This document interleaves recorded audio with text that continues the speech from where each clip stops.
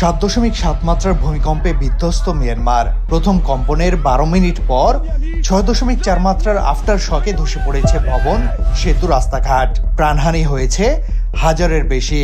এমন ভয়াবহ পরিস্থিতির মধ্যে আলোচনায় দেশটির ক্ষমতাচ্যুত সাবেক গণতন্ত্রপন্থী নেত্রী অং সান সু চি। ভূমিকম্পে অং সান সু চির ভাগ্যে কি ঘটেছে তা জানতে উদগ্রীব তার সমর্থকরা।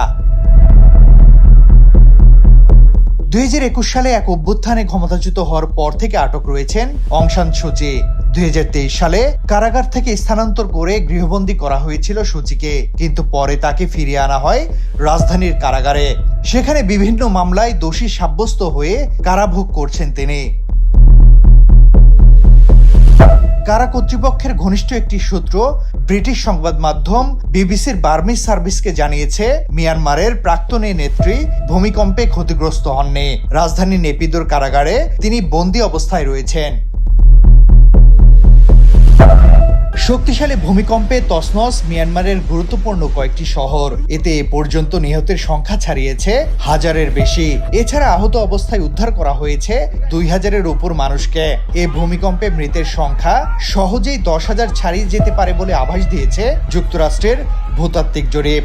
শুক্রবার মধ্যরাতে ভূমিকম্পের ক্ষয়ক্ষতি নিয়ে একটি অনুমান প্রকাশ করেছে সংস্থাটি। তাতে বলা হয়, মডেলিং এর আনুমানিক হিসাব অনুযায়ী মৃতের সংখ্যা 10,000 ছাড়িয়ে যেতে পারে এবং আরো অনেক বেশিও হতে পারে। জনবহুল এলাকায় এবং কাছাকাছি স্থাপনাগুলোর ঝুঁকির কারণে মৃতের সংখ্যা বেশি হওয়ার সম্ভাবনা প্রবল বলে ধারণা করা হচ্ছে। ভূমিকম্পের পর রাজধানীর নেপিদো, মান্দালয়, সাইগাইং সহ 6টি অঞ্চলে জরুরি অবস্থা জারি করেছে মিয়ানমারের সামরিক সরকার।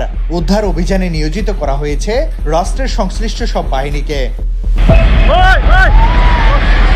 মিয়ানমারের ভূমিকম্পে কেঁপেছে থাইল্যান্ড, বাংলাদেশ, দক্ষিণ পশ্চিম চীন, ভারত, ভিয়েতনাম, লাওস ও কম্বোডিয়া। এর মধ্যে ব্যাপক ক্ষয়ক্ষতি হয়েছে থাইল্যান্ডেও। ধসে পড়া ভবনের নিচে চাপা পড়েছে বহু মানুষ। চলছে উদ্ধার অভিযান। তৌহিদ হাসান, সময়ের আলো।